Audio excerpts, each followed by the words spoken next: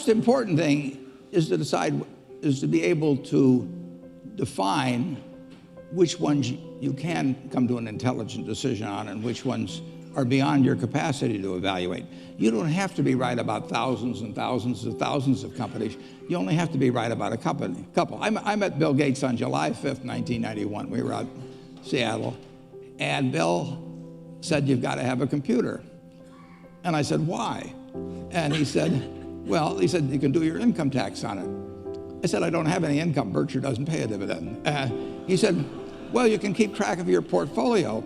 And I said, "I only have one stock." I said, and he says, "It's going to change everything." And I said, "Well, will it change whether people chew gum?" And he said, "Well, probably not." And I said, "Well, will it change what kind of gum they chew?" And I said, "Well, then I'll stick to chewing gum and you stick to computers, you know." I don't have to understand all kinds of business. There's all kinds of business I don't understand. But there's thousands of opportunities there. I did understand the Bank of America, you know, and I'm able to do that. I'm able to understand some given percentage. But Ted Williams wrote a book called The Science of Hitting. And in The Science of Hitting, he's got a diagram, shows him at the plate, and he's got the strike zone divided into 77 squares, each the size of a baseball. And he says, if I only swing at pitches in my sweet zone, which he shows there, and he has what his batting average would be, which is 400.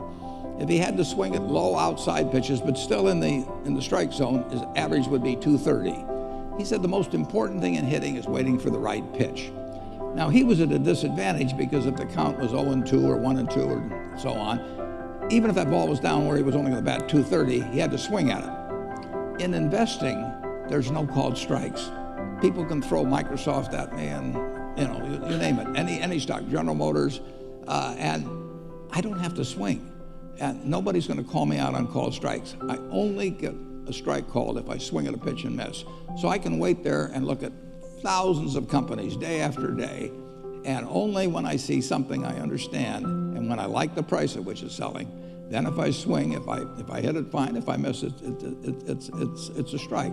But it's an enormously advantageous game, and it's a terrible mistake to think you have to have an opinion on everything. You only have to have an opinion on a few things. In fact, I've told students, if when they got out of school, they got a punch card with 20 punches on it, and that's all the investment decisions they got to make in their entire life, they would get very rich because they would think very hard about each one.